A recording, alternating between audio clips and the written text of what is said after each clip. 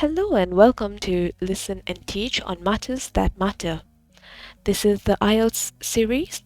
In the previous video, we spoke about IELTS listening, and today we will look at IELTS reading.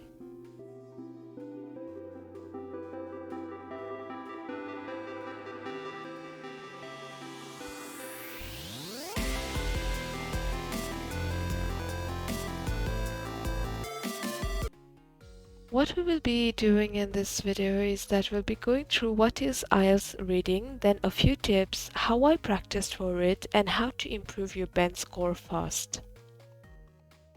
So, what is IELTS reading? It consists of three parts. The duration is for an hour. The booklet will contain 3 passages, or if you're sitting for the computer-based IELTS, it will be displayed on the screen, so you can go back and forth through with the passages even in computer-based IELTS.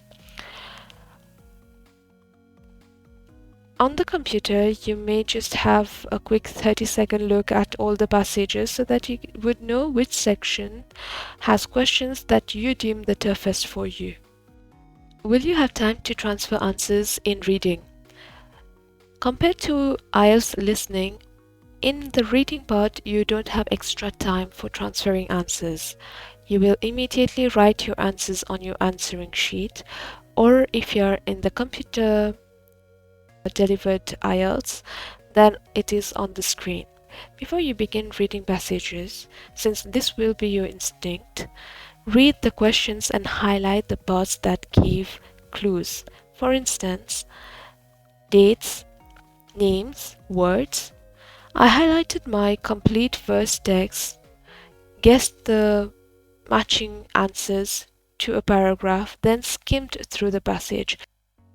Let us look at what to do. So each time you have a passage, go through the questions, highlight the main points in the questions, go to the passage and see if you can catch a few of the same highlighted words in the passage. For example, names, places, types of bears, types of fruits. Those are keywords. You can go through all the 3 passages and highlight everything and then come back to the first passage, or you highlight the first passage and then answer accordingly. For me, my weakness was true, false, not given, yes, no, not given. And knowing that that is my weakness, I wrote a temporary answer, but I did put a little mark next to that question, knowing that I have to come back if ever I'm left with some time. I was left with 10 minutes at the end, and I could come back and check those answers, and yet I was not sure about them. I feel that at the end of the task, you might end up reading a lot and reading the whole text. That is why it's not important for you to read the text as soon as you are handed the answer booklet, because you would tend to be very interested into it, and yes, the passages are interesting, and that can be a distraction. Skimming does not mean reading in your mind. So what are you going to read? You might read about history, science, cuisine, cultures, computers, different walks of life. It can be anything. So what are some reading tips for you? Skim and speed. Read the questions first and spot your weak areas where you might spend more time. Put a dot around those questions or a little highlight. When you come to that part, you will spend a little more time and try to give the best answer you can. And also it's good to spot the easiest ones so that you can rush through them. Do not read in your mind. What does do not read in your mind mean? If you have, let's say this little box that you see in front of you is what you have to skim through. Of course, these are very to the point words, but if you had to catch 4 words that begins with an S, okay, Don't go around and start reading skim and speed, instinct versus smartness, instructions, read titles first and last line in your head, because that will make you lose a lot of time. Now, another thing is, if you're not an avid reader or you do not read regularly, this mind reading can take a lot of time, and it takes you around 1 to 2 months to get rid of this habit. Going back and forth with questions and passage to spot the place for the correct answer. Where this is a smart tip to, because the order of the questions matches the order of the passage unless it is a matching question. Usually it has the same flow. So if, let's say, we have spoken about the climate change in Brazil has impacted. However, in Cuba, there has been no major change in the protocols that have been put forward. In your questions, you will find Brazil first and then Cuba next.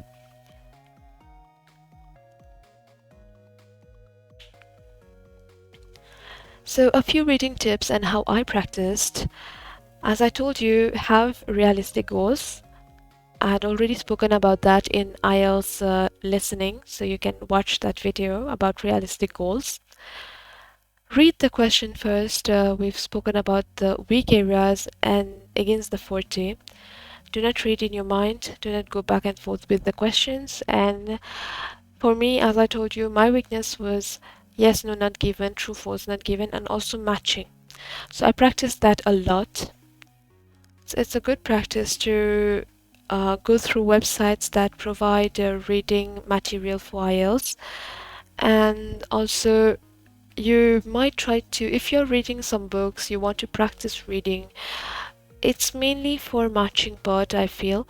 You can try to add some titles to those paragraphs that you have read in a book so that you know how to get an idea what a certain paragraph says. But it's really important for you to stick to IELTS type of reading. Otherwise, you might end up reading books to know the story about it, while that is not the case for the exam.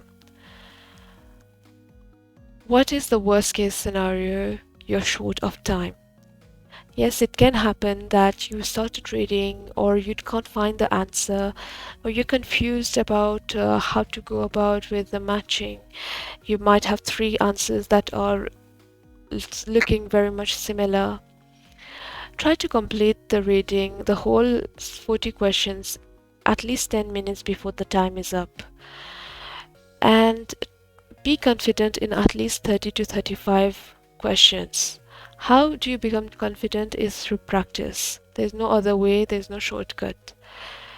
Once you're done with having at least 30 to 35 correct answers, now revise and make sense of places where you had trouble and try to stay calm.